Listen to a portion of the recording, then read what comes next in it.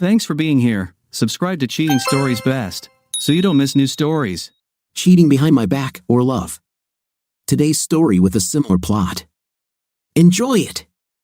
Having been in prison, I had time to reflect on my mistakes, but my thoughts were consumed by hatred. My name is Michael Arnold, and when I speak of my foolishness, I mean just that. I was as naive as the man who didn't know his wife was cheating on him with the person I hated most in the world, my boss, Jacob Sanders. My foolishness was further revealed when I learned of my wife's pregnancy and mistakenly assumed the child was mine. This led to a serious conversation. Darling, we need to talk. For me, a chain of problems began in childhood.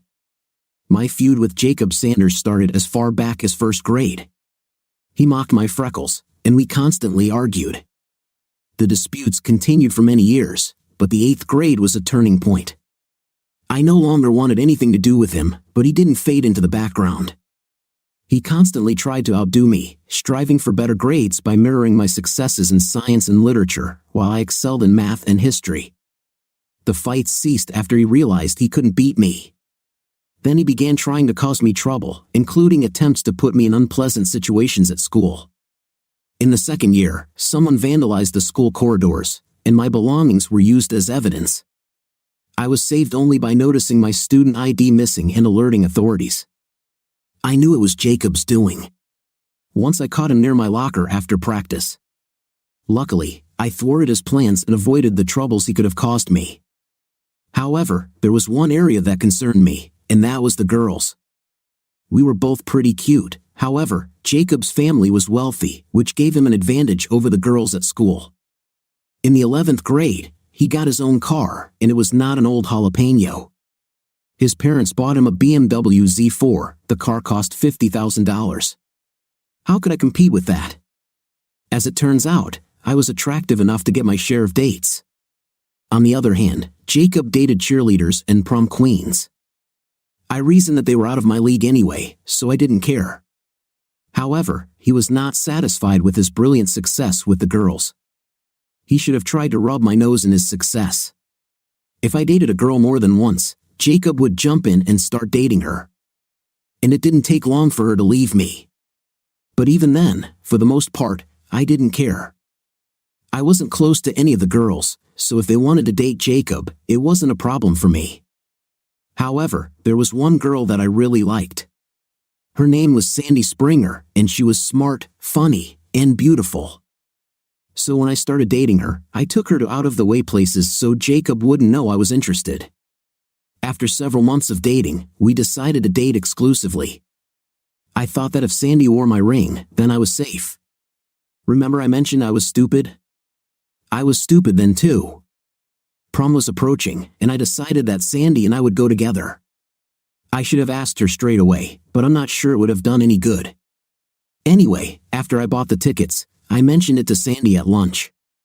She blushed and said that she accepted Jacob's invitation to go with him. Then I demanded and received my ring back. Then he left Sandy crying in the cafeteria. I didn't talk to her anymore. I was so angry at Sandy that I wanted to rip someone's head off. Instead, I saw Pam Taylor, captain of the cheerleading team and Jacob's supposed girlfriend. Under normal circumstances, I would never have dared to approach her. "Hi, Pam," I said cheerfully. "How are you?" "I'm fine. What about you, Michael?" she answered. Pam was great, and she wasn't stuck up. "I'm fine," I said, deciding that I had nothing to lose. "Tell me, would you like to go to prom with me?" "That's very kind of you," she replied kindly, "but I'll go with Jacob."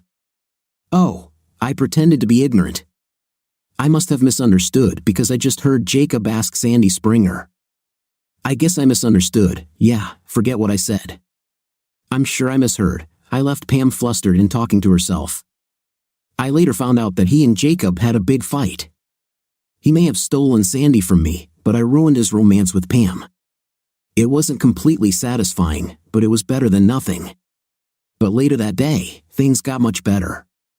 "Michael," Pam called out to me as I left the school. "Hi, Pam," I continued to feign innocence. "I'm sorry I upset you." "Then don't talk nonsense, Michael." Pam's eyes narrowed. "I found out that you were dating Sandy, and that idiot Jacob stole your girlfriend." My ears were burning red. I found out, yes, I'm sorry. I was just trying to get back at Jacob. I'm sorry you got caught in the crossfire. Are you seriously planning on taking me to the ball? Well, little bear, I began to say. Don't worry about it. Yes, I will be very happy if I can take you to graduation. Good, because I want payback, Pam said, and if you play your cards right, it could be a very memorable evening. The prom was a real event for me. Not only did I get the opportunity to ask the most beautiful girl in school to the prom, but she made me feel like a prince. Pam was all ears. I enjoyed the expressions on the other guys' faces. They couldn't believe she was there with me and Jacob.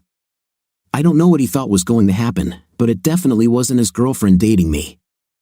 I think Jacob thought Pam might go to prom as one of the football players' dates, but definitely not with me. His eyes almost popped out of his head when he saw us enter the hall. Throughout the evening, he tried to get between Pam and me. He tried to get her to leave me and sit at his table. Pam blew him off. He asked her to dance many times, but Pam didn't give him the chance. I felt really bad for Sandy because she realized that Jacob was using her. Eventually, Sandy burst into tears and asked her parents to take her. I still feel a little bad, but she made her choice and had to live with it. After the ball, Jacob was still trying to get Pam away from me. I was smart enough to know that I was playing the role of Cinderella and by tomorrow Pam would most likely be back with Jacob. But today, I was going to play my part to the end. And that led me to a local motel where I had intimacy with the most beautiful girl in school. When I dropped Pam off, she gave me a big kiss and told me what a great guy I was. I went home floating on a cloud. But as I expected, by the following Monday, Pam and Jacob were a couple again. Still, I smirked at Jacob every time we passed in the hallway. Graduation arrived, and most of us headed off to our colleges. I was sad to leave my hometown and scared of the unknown, but I didn't regret leaving Jacob. Forever, or at least that's what I thought. I was accepted into Georgia Tech while Jacob was going to Harvard. Of course, he was going to Harvard. His grandfather had a building there named after him. I did well at Georgia Tech, majoring in software engineering. And it was at a party during my freshman year that I met Carol. I won't bore you with the details of how we courted, fell in love, and got married. To tell the truth, I think that in the beginning, we were more like good friends than truly in love. Needless to say, our history was not that memorable, and even now, none of this matters. What I will say about Carol is that she was smart. She studied business at the University of Georgia. I liked her because she was not only smart but also funny and very friendly. However, Carol was not super beautiful. She was pretty like the girl next door. Truth be told, Carol couldn't compare to Pam, but she was about as beautiful as Sandy. For some reason, we clicked. We got married 3 months after graduating from university, and during the 5 years of marriage, I considered us quite happy. Although at the time of our marriage, we were more friends than lovers. By the 3rd year of our union, I was completely in love with Carol, and I think she was just as in love with me. We even talked about starting a family. Little did I know that my wife kind of rushed into it and started it without me. Right after graduating from school, I got a job at Zaba Security Software, a small startup company. I graduated at the top of my class, so I had my choice of jobs. The 2 brothers from Zaba sold me on the promise that I would be on the executive floor and make a fortune. However, don't get me wrong, the company was doing very well. While the firm prospered and we did quality work for some very large companies, I was also paid a tidy 6-figure salary. Our job was to find security holes in the company's software and plug them. Our reputation grew, but then the brothers decided to sell the company. To my surprise, we were acquired by a company roughly the same size as Zaba, and that's when my problems began. About 3 years after I started working at Zaba, Carol wanted a new job. It so happened that Zaba was looking for an office manager. Carol applied and was hired. I was a little worried that we would both be working for the same company, but at first, everything went well. We commuted together, had lunch together, and worked in completely different departments and areas, so we rarely saw each other during the day. I was a senior programmer, which meant that I worked on projects myself and monitored the schedules of the other 8 programmers who reported to me. but my main responsibility was to fix any problems that my team couldn't handle on their own. Fortunately, there were few such problems, which meant that our customers were very happy. Our workspace was the size of half a basketball court, which we called the bullpen. We worked mostly at standing desks, and the room was filled with all kinds of computers, servers, interfaces, and printers. We took pride in making our customer systems as secure as possible. In the 5 years I'd been with the company, we've only had one complaint where a customer system was hacked, but we traced the hack to one of the company's employees. This employee was not very smart, but he gave us a sleepless night. In addition to the 9 of us, we had an administrative assistant, Kimberly. She was like our girl Friday. She prepared any correspondence or memos we needed, kept track of our supplies, and made sure we never ran out of anything. Kimberly also prepared our monthly reports and kept track of our hours. Oddly enough, most of our work was initially done with pencil and paper. Somehow, Kimberly managed to decipher everyone's handwriting and type out notes for our files. Even though it wasn't her job, Kimberly made the best coffee for us every morning. Kimberly was about 23 or 24 years old, with short blonde hair and deep hazel eyes. She had a very pretty face but was about 50 pounds overweight. Considering that Kimberly was only 5 feet 5 inches tall, this was a lot of weight for her. Even though she had a beautiful face, her big belly and backside immediately ruined the image. I knew Kimberly was sensitive about her weight because she always talked about how fat she was. I felt bad every time she did this, but I knew it was just her defense mechanism. All I cared about was that Kimberly was damn good at her job and a valuable asset to my team. It was a surprise when Zaba was acquired. The 2 Zaba brothers did not even have the courage to personally inform the employees about this. They asked their lawyer to make the announcement. I was furious because all the stock options that the brothers had promised when they went public were gone with that announcement. Besides, I didn't know what to do with these changes. Carol was as upset and confused by the news as I was, but she was the one who convinced me to stick with it until we saw what the new owners would do. They sent a senior vice president to oversee the transition process. At first, he concentrated on the main office. Zaba had grown from 5 employees when I joined to more than 150. From what I heard, the person at the new corporate headquarters would start in accounting, then make his way through the entire company. It wasn't until the second day that I learned that the vice president reviewing Zaba security software was none other than Jacob Sanders. However, at the same time, I learned that Jacob was leading the transition. I learned that our pay scale would be aligned with that of the parent company. My salary would be increased by $35,000, and Carol's salary would be increased by $15,000. My internal alarm signal told me to run rather than go to the nearest exit. However, Carol convinced me that we would be foolish to leave our current jobs, especially after the salary increase. Besides, she noted, Jacob would only work there for 6 months before leaving. The first change occurred when 4 new programmers were hired and assigned to the bullpen. Sure, they were all Harvard people, but none of them were a tenth better than anyone on my existing team. They were not only lousy programmers but also arrogant, with a sense of their own superiority. All 4 of them immediately began to harass Kimberly. Sometimes it was intimate harassment, and sometimes it was just meanness. I tried to reassure them and point out that their behavior was unacceptable. However, they didn't stop. Instead, they just harassed Kimberly when they thought I wasn't around. Finally, I called all 4 of them into the conference room and read them the riot act. They listened to me, but I saw that they were not going to stop.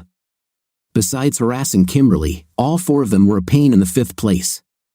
Nobody on my team liked them, and they did more harm than good when it came to their work. Eventually, I decided I wanted them to leave. Unfortunately, I didn't have the authority to fire them because Jacob hired them. I knew that if I demanded that he fire them, Jacob would simply ignore me. I knew that Kimberly came early every day to make coffee and prepare the office. Ever since I told off those 4 idiots for their treatment of Kimberly, I noticed that they all started coming earlier. Eventually, I realized that they were using the time before I arrived to torture the poor girl. It turned out that Kimberly was getting to the point where she was going to quit. I also knew that she loved working at Zaba and needed the job. So I decided to come early and catch them doing this. Hidden in the supply cupboard next to our small kitchen, I readied my cell phone. As I expected, Kimberly arrived and started making coffee. A few minutes later, the four of them arrived, and the torment began.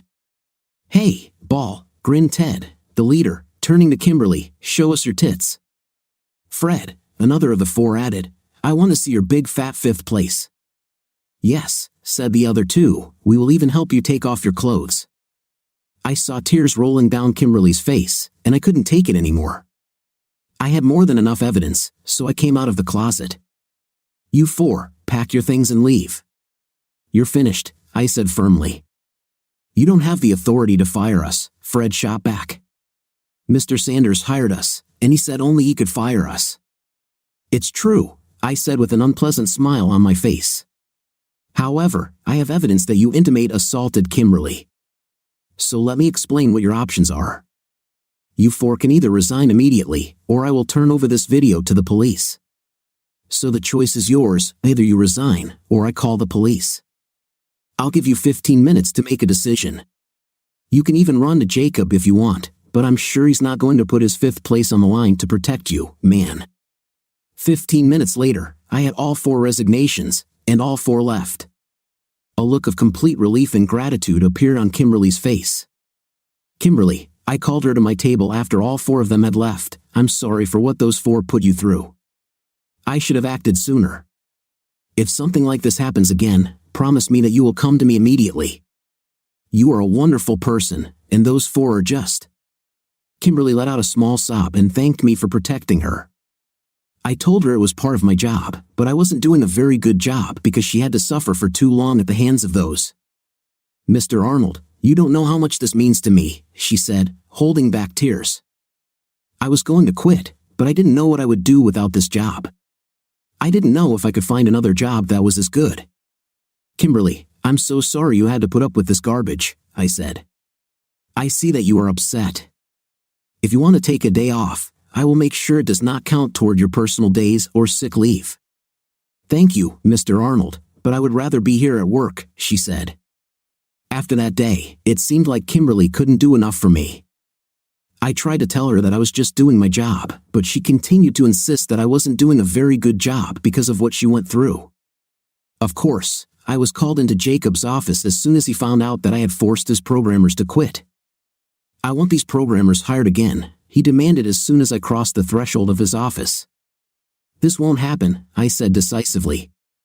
"I have evidence that these four intimate assaulted and abused an administrative assistant in our department. If you want to hire them back, go ahead. But I can guarantee that a lawsuit will be filed against all four of them, the parent company, and you. I don't think your bosses will think too highly of this." Jacob looked at me, but then smiled and relented. He tried to pretend he didn't know all the details, but that evening I realized that he was lying. Carol came home and chided me for being antagonistic to Jacob. She thought I was a jerk for threatening our boss. At that moment, I should have known what Jacob was up to because my gut screamed danger. When everything returned to normal at home, I brushed off the incident. At the end of the day, I still believed that Carol loved only me. If I had listened to my intuition, I might not be in prison now, but I was stupid and allowed Jacob and my wife to lull me into a false sense of well-being. For 2 months after the merger, nothing changed between Carol and me. I found out that the company that acquired us was called Unity Software. They were about the same size as us, but they worked mostly on government contracts. Zaba gave them the opportunity to enter the commercial market. No, Jacob's father did not own the company. His family's fortune was made in the production of pipes and wires. However, Jacob's father sold the business while Jacob was still in college. I could say a lot of nasty things about Jacob, but I can't say he's incompetent. In fact, he did a great job bringing the two companies together. In fact, he convinced the board of directors to keep the Zaba name because it had a better reputation. I didn't know that Jacob had completed his job of merging the two companies in 8 weeks. After that, he began to seduce my gullible wife. Like Sandy at school, Jacob was able to win over Carol despite my warnings about him. Carol seemed fascinated by him and kept talking about what a great job he was doing. I kept warning her about Jacob, but she just said I was jealous. In her 4th month, Carol announced that she was pregnant. I was in seventh heaven. However, our intimate life began to decline from 3 times a week to once every 2 weeks. I put it down to Carol's pregnancy. Then our lunches together stopped, and finally, Carol stopped commuting with me to work. The culmination of all this was the conversation one morning. Carol stopped me before leaving for work. I was a little surprised to find that she was still at home, since lately she had been leaving at least an hour before me. "Michael, we need to talk," she said, inviting me to sit on the sofa. I sat down as I was asked, not realizing that we had to discuss something so important early in the morning. However, what Carol told me rocked my whole world. "I'm sorry to tell you this," Carol said, her eyes hard, "but I fell in love with Jacob, and he fell in love with me." I looked at her for a long time as I studied her face. I realized that she had no regrets. Finally, I exploded. "Are you completely crazy? I told you Jacob isn't, and he will try to drive a wedge between us. I can't believe you believe his complete crap. He's not an..." Carol flushed. "He is a kind and loving person. He understands me, something you could never do." I felt my soul being destroyed with every word Carol said. At this point, I was desperate, so I did what I hoped would bring her to her senses. "What about our unborn child?" I said softly. "Doesn't this mean anything to you?" "The child is not yours," Carol answered with a forced smile. I was stunned by her statement. "It's a lie." "No, that's not true," I said. "We didn't have night for 2 weeks when I got pregnant," Carol continued. Now I was beside myself with rage. "You are cheating. You have a night with that piece of..." "This is my body, and I can do whatever I want with it," she shouted at me. "I don't belong to you." Devastation can't even begin to describe what I felt. But my father once told me to never show a woman that she hurt you. Maintaining my composure was the hardest thing I've ever had to do, but I managed to pull myself together and grin at her. "You said that Jacob understands you in a way that I never understood," I laughed tightly. "You're right. He understands.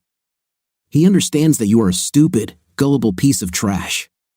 God, how stupid you are. But you know what? You deserve each other." "Michael!" Carol raged. "No, this will never happen again," I said calmly. "But just so you know, I'm not moving out of this house." "You can live with Jacob in his apartment," I said. "We'll see about that." Carol turned and headed to the bedroom. What a nightmare I found myself in. Finding out that my loving wife had been having intim with Jacob all this time was too much to bear. Jacob, on the other hand, gave me no doubt. I cried all the way to work, but eventually pulled myself together. Well, that's an outright lie. I ran from pure rage. Along the way, I decided that I would resign and beat the crap out of Jacob, but not necessarily in that order. And then he ran into Jacob as he walked through the company's front door. He didn't seem at all alarmed when he saw me and even grinned. The thought flashed through my mind that it would be very Carol-like to take charge and drop her little bomb on me without consulting Jacob. She was very independent. On the other hand, Jacob, as I suspected, had no intention of telling me about the baby before it was born. Then he would have taken away both my wife and my newly born child at the same time. This would be his final victory over me. Rage filled me as I approached him. He continued to grin. At that moment, I exploded and punched him in the nose and then in the mouth. Blood immediately started pouring down his face, but I wasn't finished. I gave him 2 strong blows to the groin, and when he began to fall apart, I hit him with an uppercut. Then I left him crumpled in front of the door as the guards rushed to help. I later learned that he had lost 3 teeth in addition to a broken nose. Not everything was all right with me either. I broke 2 fingers on my left hand. I headed to the bullpen and began collecting all my personal belongings and papers into a box. Kimberly saw me, and I saw the worry and fear on her face. "What's happened?" she asked, sincerely worried. "Jacob seduced my wife behind my back, and now she's leaving me for him. I just beat the crap out of him, so I guess I'm fired. And even if they don't fire me, I will quit." The rest of the staff were shocked by what happened. My team was not only upset for me but also very worried about their jobs. I assured them that my action would not affect their future work in any way. Once the staff were reassured and assured that they wouldn't get hurt because of my stupidity, I went back to packing my things. But before I could finish, the police arrived, and I was arrested. I expected this to be my destiny, but I didn't expect it to happen so soon. While I was being handcuffed, I asked Kimberly if she could pack up the remaining items and take them home with her. After I was photographed, fingerprinted, and given paper towels to dry my fingers, I was allowed to make a phone call. But I didn't know who to call. My parents were on a cruise, and besides, they lived 2,000 miles away in San Diego, while I lived in Nashville. I definitely wasn't going to call Carol. Finally, I decided to call Kimberly. Maybe she can find me a lawyer. However, when I called Zaba, the receptionist told me that Kimberly was gone for the day. After that, I didn't know what to do and just sat in my cell, alternately angry as hell and wondering how I could get my wife back. One thought kept running through my head: how could Carol betray me in such a cold and heartless way? Then the thought of revenge overshadowed all others. As the day wore on and I languished in prison, it became clear to me that Jacob already had a plan. My problems were just beginning.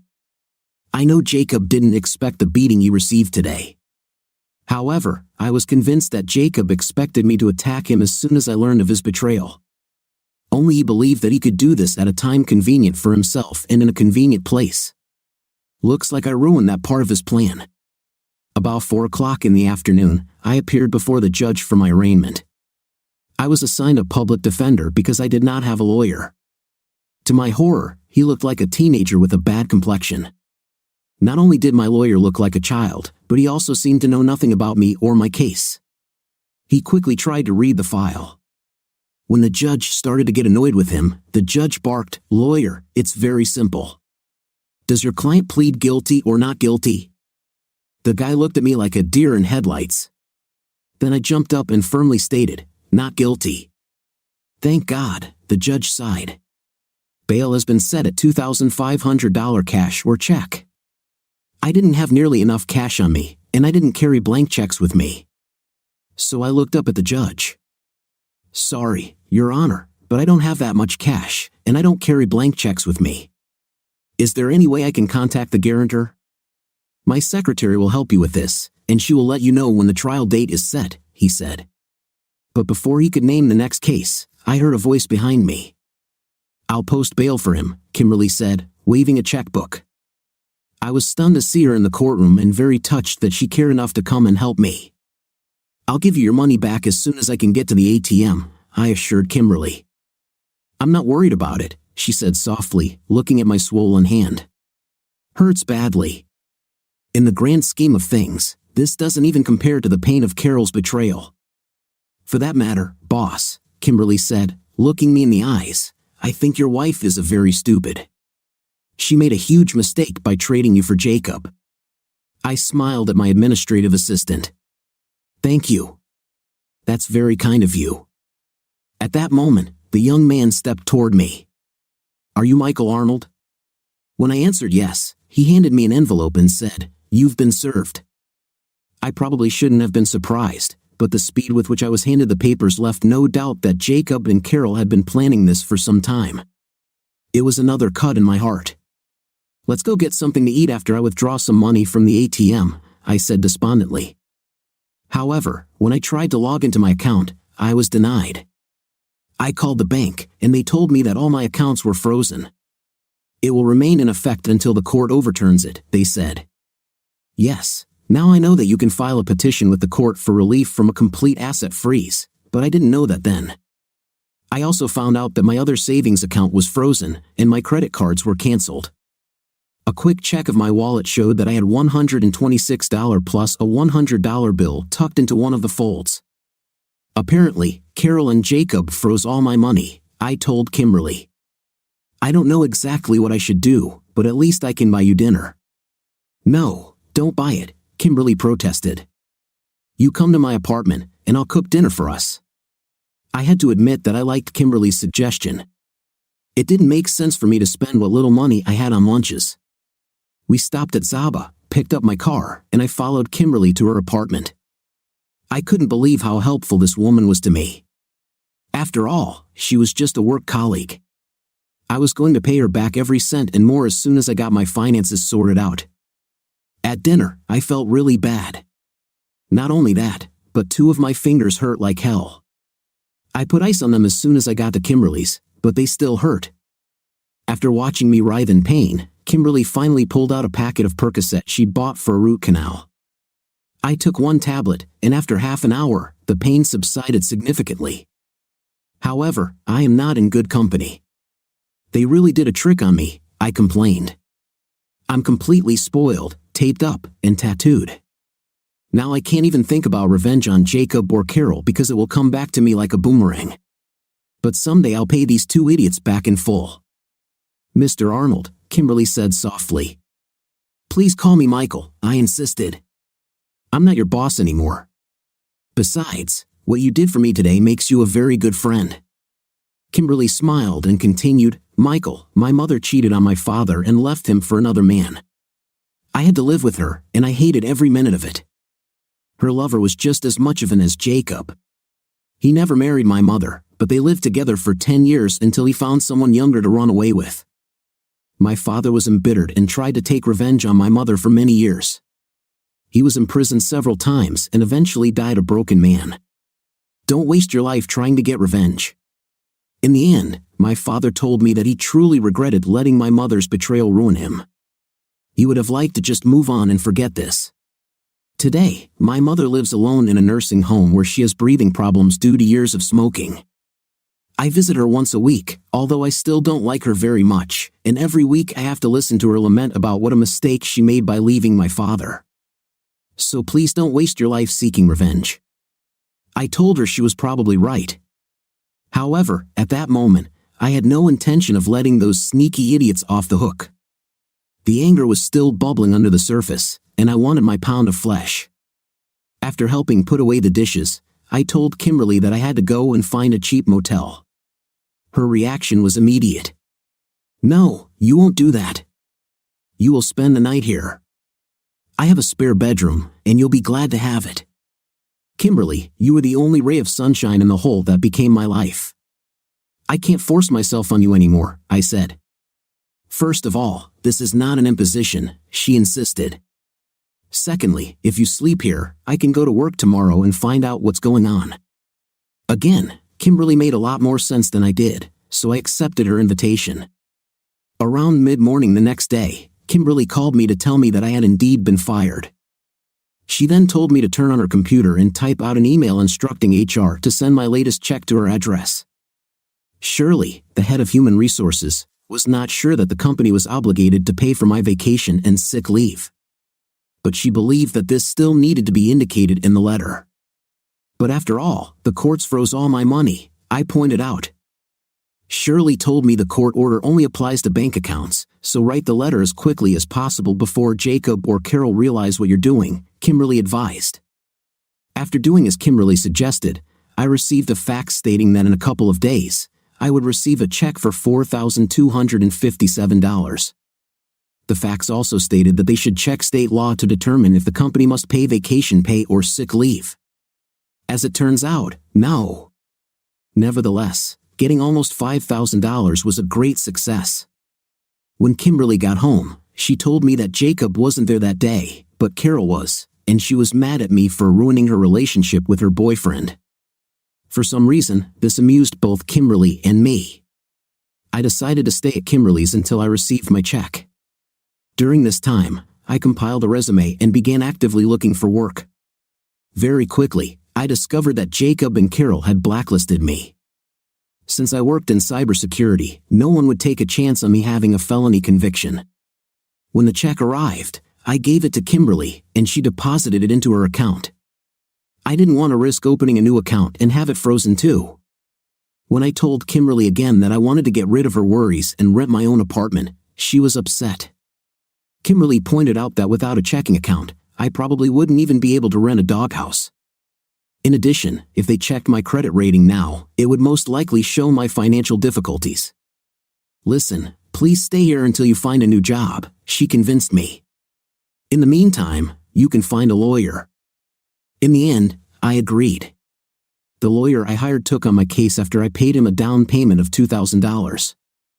However, it was money well spent because he immediately petitioned the court to allow me access to a reasonable amount of money from our checking and savings accounts. The court allowed me to spend an amount sufficient to provide a minimum lifestyle. This, of course, included my lawyer's fees. I had been living in Kimberly's apartment for 8 days and decided it was time to leave. So I found an apartment in her complex and paid the required deposit for it. That Saturday, Kimberly helped me buy minimal furniture for my new apartment. At the same time, I invited her to dinner, which I promised her. Kimberly wanted to go to the Olive Garden, which I also love.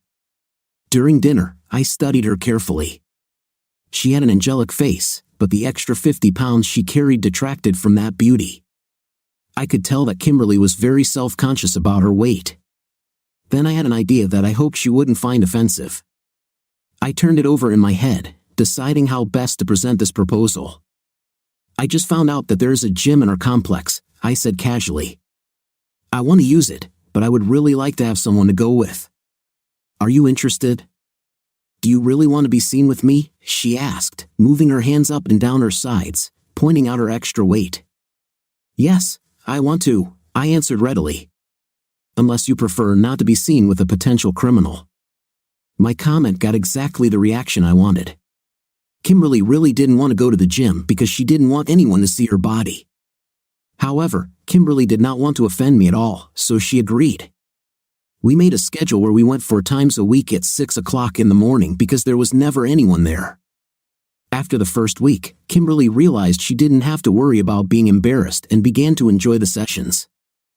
I continued to look for work, but no one in the security software industry was interested in me. At least until a decision was made in my case. In a conversation with a lawyer, I found out that there was a high probability that I would be found guilty of assault. However, he was careful. He never told me what to say or lie.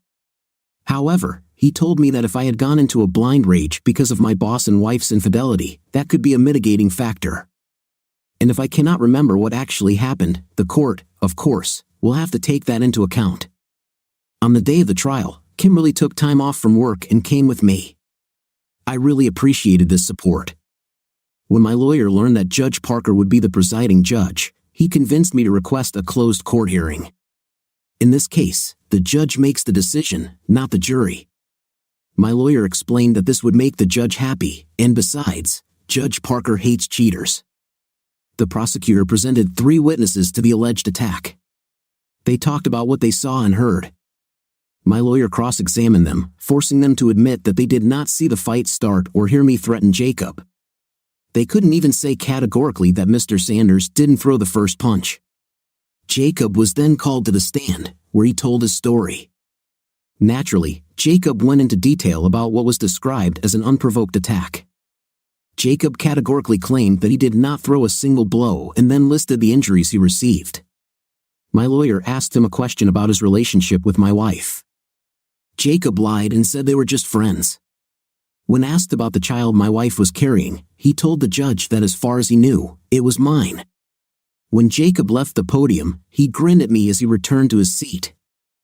I was the only witness the lawyer called for my defense, and all he did was ask me to describe what happened that day leading up to the alleged attack and what I remember about the incident. I told her how my wife had surprised me this morning by telling me she was divorcing me so she could marry my boss. I was especially shocked when my wife told me that the child I thought was my own was actually Jacob's. I explained that she was the love of my life, but she threw me away like an old pair of shoes. I then told the judge that I remember seeing Jacob at the door and him smirking at me. After that, I lied and said I didn't remember anything until I was at my desk throwing things into a box. The prosecutor tried to confuse me with my memories. He kept trying to revise the chronology of events. The truth was that I was so furious that morning that I had no idea of the time, and the more he questioned me and tried to get me to indicate specific times and actions, the more obvious it became that I did not remember anything. He then asked me if I really thought the court would believe that I had no memory of the attack. I told him that on the way to work, I had a headache and saw flashes of light, which was actually true. I repeated that all I remember was Jacob smirking at me. He then asked me if I knew for sure that the child my wife was carrying was Jacob's. I told him that all I could tell him was what my wife said. Carol was not in court because no one bothered to subpoena her. My lawyer told me that he thought my wife would be a wild card that he didn't want to touch. I believe the prosecutor felt the same way. After my speech, the judge retired to his chambers to consider the verdict but returned 10 minutes later. "It is clear to me," said Judge Parker, "that Mr. Arnold was betrayed in the most cowardly and shameful manner. I believe that this blow to his nervous system led to serious mental disorders. I believe that Mr. Arnold was temporarily insane, and therefore I find him not guilty." "It's outrageous." Jacob growled from his seat, causing Judge Parker to slam his gavel down hard, threatening to hold Jacob accountable for contempt of court. The sight of Jacob, his face red with anger, made me happy. Jacob's victory over me just took a small hit. However, I wanted to take revenge on him so badly. However, having just avoided jail time, I had to put any thoughts of revenge on hold for the foreseeable future. Besides, I had no idea how to hit them back. Outside the courtroom, Jacob was waiting for me. The thought came to me to try to push him to attack me, but I wasn't sure how this would turn out, so I just called the bailiff. "I shouldn't be closer than 150 m from this man, but he's stopping me from leaving," I said. The bailiff looked at Jacob and told him to move on. Jacob shouted over his shoulder, "This is not the end yet. I'm going to sue you." This bothered me, so I asked my lawyer, "Can he sue me?" "Any person can sue anyone else," he smiled, "but his case is weak. But if you really want to pull the rug out from under him, don't accept anything other than an offer to pay for his medical expenses that weren't covered by insurance." I did so in a letter addressed to his office. Jacob did not respond or file a lawsuit. The evening after the trial, it had been just over 9 weeks since Carol dropped that bombshell on me. Although I was still seething with hatred, the victory in court lifted my spirits a little, and I decided to invite Kimberly to dinner. I also had some exciting news to share with her. Kimberly and I agreed to meet at a small Italian restaurant that evening. She had to work a little later because things weren't going well in my old department. Nothing serious, they were just getting used to my absence. Anyway, when she arrived, she looked great. Kimberly was still overweight, but it was obvious that she had lost weight, and the dress she wore was very flattering. I stood up and kissed her on the cheek. "Wow, you look great. You've lost weight, haven't you?" Kimberly beamed. "Yes, I lost 15 pounds. Sorry I didn't notice earlier, but you're wearing those oversized sweatshirts and sweatpants. Anyway, like I said, you look great." The restaurant was small and cozy. This was exactly the place that couples choose for a date, but I didn't think of it as a date. It was just a meeting between two close friends. "I asked you to have dinner with me today because I wanted to celebrate my victory in court, and I have news. I found a job," I announced. "This is wonderful, Michael." Kimberly rejoiced. "Who you work for?" "Sable Security from Jacksonville, Florida," I answered. "I didn't know they had an office here," Kimberly said with concern. "No, I'll have to move to Jacksonville," I explained. Kimberly was completely surprised when the light went out in Kimberly's eyes, and tears began to roll down her cheeks. "Actually, I thought you'd be happy for me," I said, confused. "I'm glad you got a job," Kimberly said as the tears continued to flow, "but you'll be 600 miles away from me." "Kimberly, remember you told me not to let my wife's betrayal consume me with hatred," she nodded. "Now I understand that the only way to do this is to put some distance between Carol and me and let time do the rest." "I understand," Kimberly said, wiping her eyes. "I'll just miss you. I really enjoyed having a friend." "Hey, I'm just a phone call away," I said, trying unsuccessfully to cheer her up. I was really surprised by Kimberly's reaction. Then it dawned on me that she probably didn't have many friends, so I made another offer. "You could come and visit me if you want. I don't know what Jacksonville has to offer, but I'll find out." "Do you really want me to come visit?" she asked. "Of course," I answered quickly. "Remember, I won't have friends there either." "When are you leaving?" Kimberly finally asked. "I'm leaving in 45 days, but before that time, I have a lot to do. I need to find housing, open a new bank account. I also need to take a lie detector test, get fingerprinted, and pass other tests. I think it will take at least 2 trips there to get it all done. After this, my mood improved somewhat, but I noticed that Kimberly was not eating much. I figured she was still a little upset. In fact, the closer the time came for me to leave, the sadder Kimberly became every day. She seemed to be hoping for something more between us. I spent my last evening before starting my new job in Kimberly's apartment. She prepared a delicious dinner, which was complimented by a chocolate cake with the inscription, "I'll miss you." After I helped her clean up, we watched TV until it was time for bed. I kissed her on the lips before heading to the guest room. At night, I felt the bed move slightly, and someone's body slid next to me. Still half asleep, I realized it was Kimberly, and she was naked. As quickly as I could, I pulled off my shirt and lifted it over my head. When I turned to face Kimberly, she pressed herself against my body, and I felt her silky smooth skin, her soft breasts pressed against my chest, and it all felt wonderful. I kissed her on the lips, and she responded with desperate passion. When I clung to Kimberly, she sobbed. I started to worry that maybe I had hurt her or she was angry that I took advantage of her or something like that.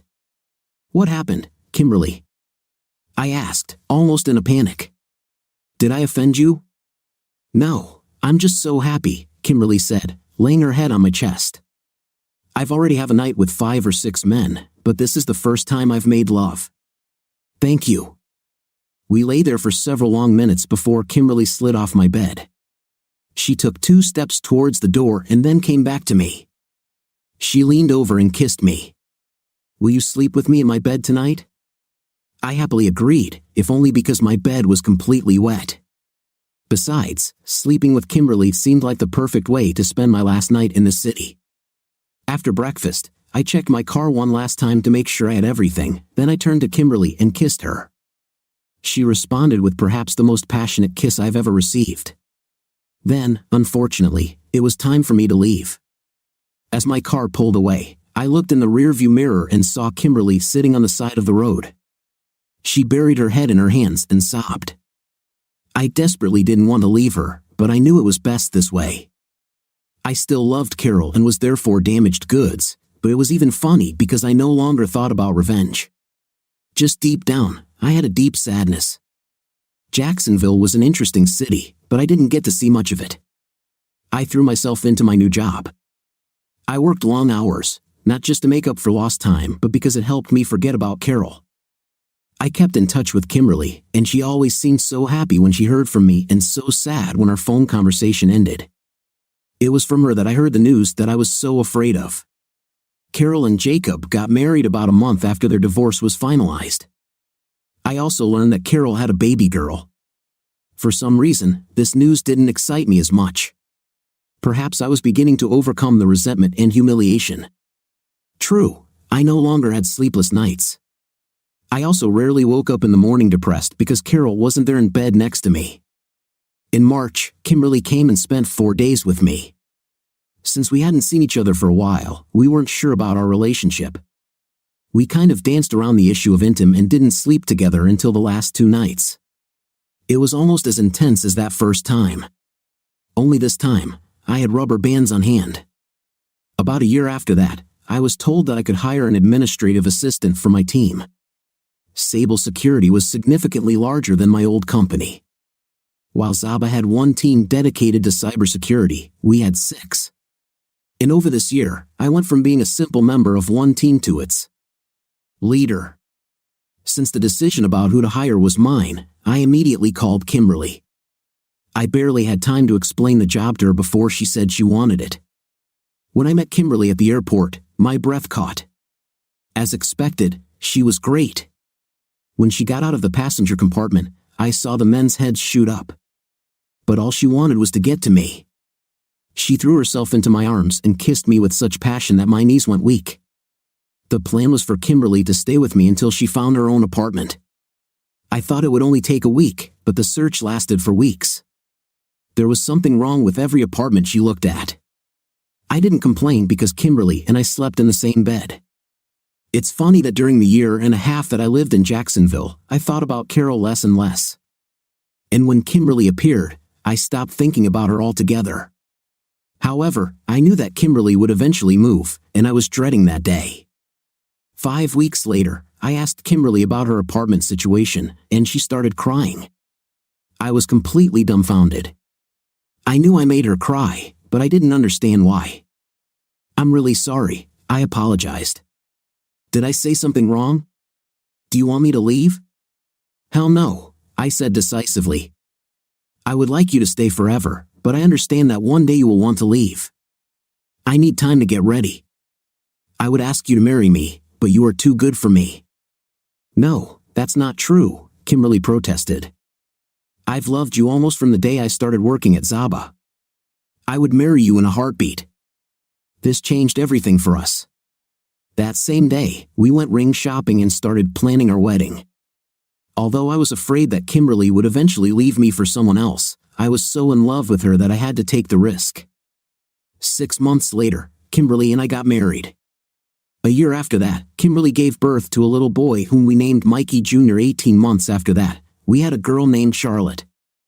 I moved up at Sable to lead all 8 cybersecurity teams. Yes, we have added 2 more. Kimberly, on the other hand, chose to stay home. Around Christmas, 3 years later, I was called into a meeting. At this meeting, I learned that Sable was planning to acquire Zaba security software. I was to be part of a team that would conduct due diligence before the acquisition was completed. During the years that Kimberly and I were married, Kimberly's mother died, and my parents retired. They moved to Jacksonville to be closer to their grandchildren and me, taking them on as babysitters. I planned to use the week-long trip as a mini vacation. I also wanted to use Kimberly's skills as an administrative assistant to help me conduct my investigation. This way, I could take Kimberly to work with me every day, where she could see some of the people she worked with, and we could sneak away for long lunches together. During my week in Nashville, I learned 4 things. First, I learned that this facility was the only place Zaba did cybersecurity. Second, Jacob was promoted to Chief Operating Officer, and Carol to Senior Project Manager. Third, despite my dislike of Jacob, I found him to be an excellent manager of the company. From my point of view, all his activities were first class.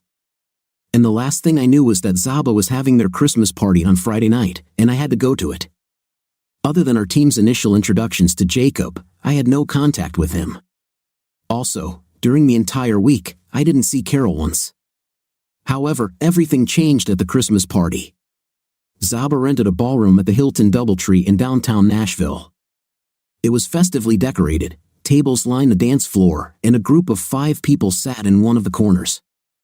They played soft Christmas carols as background music, and from time to time, they played old songs. After dinner and speeches, dancing was to take place. There was also a bar open, much to everyone's delight, and it attracted more and more attention as more people arrived.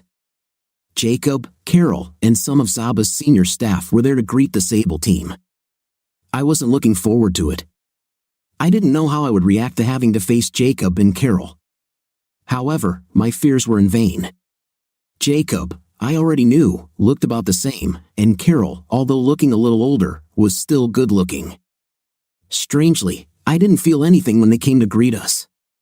"Mike, I'm glad you were able to join us tonight," Jacob said nervously. "I hope our past disagreements will not interfere with the acquisition."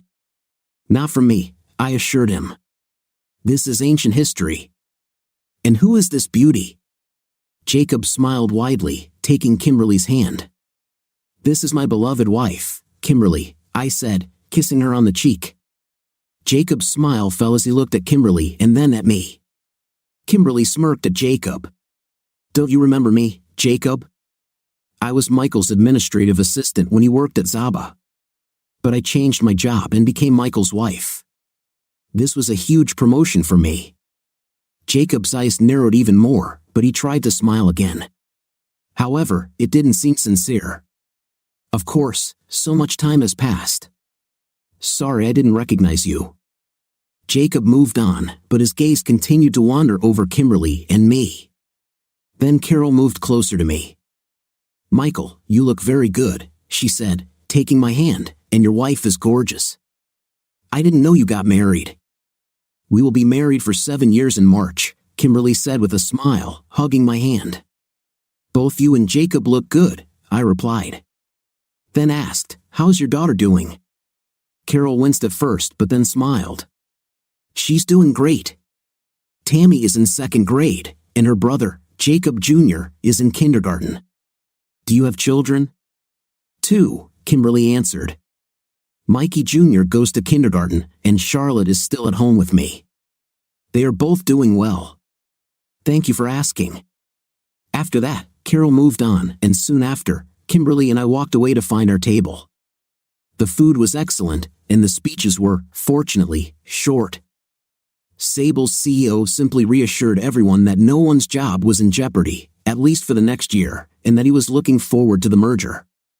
When dinner was over, the music started, and Kimberly and I did a few laps around the stage. I think today's young people have missed the boat when it comes to dancing. Slow dancing with your loved one is such an intimate thing. It can connect two people in much the same way that intimate can, I remarked. One evening, I felt a tap on my shoulder. I turned around and saw Carol standing there. Kimberly turned to see who I was looking at, and her eyes narrowed as she realized it was my ex-wife. Carol smiled sweetly at Kimberly. Can I ask your husband to dance? Kimberly looked at me and then smiled at Carol. Only if you remember where to return him. I took Carol out onto the dance floor, and we danced in silence for about a minute. Michelle, I just want to apologize to you for what Jacob and I did back then, she said with sincere remorse in her voice. You didn't deserve any of this. But when I found out that I was pregnant with Jacob's child, I realized that everything was over between us. Therefore, I decided to make our breakup quick and simple. I didn't even think about how painful it would be for you. I shouldn't have let Jacob talk me into the scorched earth policy we were using. This was completely inappropriate. I laughed a little, as people say, it's either water under the bridge or water over the dam now. It doesn't matter, we all moved on. Besides, I kind of got something out of it. I beat the crap out of Jacob. Apparently, I didn't do much damage to his testicles because you had a second child, Carol giggled at this. We danced a little in silence, and I decided to bury the hatchet between us once and for all. Listen, Carol, I began hesitantly. I admit I was very sad when you left me for Jacob. It took me many months to come to terms with your loss. But now we are both happily married and have children. I believe that this was meant to happen. Carol burst out laughing, and when I looked at her face, a tear was running down her cheek. Did I say something wrong? I asked. Carol just shook her head. No, Michael, you didn't say anything bad. It's just not what you think. At first glance, everyone thinks that we are the perfect couple, and in the first year, I would have agreed with them. But Jacob is just a charming manipulator. He uses people and then discards them. I know he cheated on me many times, but he is not as smart as he thinks. Every time I find out he cheated on me, I cheat on him. My mouth opened, and Carol noticed it. She giggled. It's a hell of a way to live, I know, she said sadly. I should have left Jacob when I found out what he really was like, but I was too ashamed and too proud. Michael, I'm glad you found happiness, but I will always regret leaving you. You and my children are the best thing that ever happened to me. We continued talking until the song ended. Carol then walked me back to my table and thanked Kimberly for letting her borrow me. As Kimberly and I danced our last dance that evening, it dawned on me that her advice years ago had been proven correct. If I refused to move on from Carol, she could very well be my undoing. It's probably true what they say, Kimberly finally asked, is she trying to win you back? I laughed and kissed her. As if she has any chance of doing this. Okay, Kimberly said, resting her head on my shoulder, just remember that I am a jealous woman. I'll tear off your, you-know-what, if you ever try to leave me. And she only brought it up because she heard that not everything was rosy and sunny in their marriage. Carol told me the same thing, I agreed. But I think they will stay together for the sake of the children. Once the kids are grown, I wouldn't bet on this marriage surviving. What a sad way to live your life.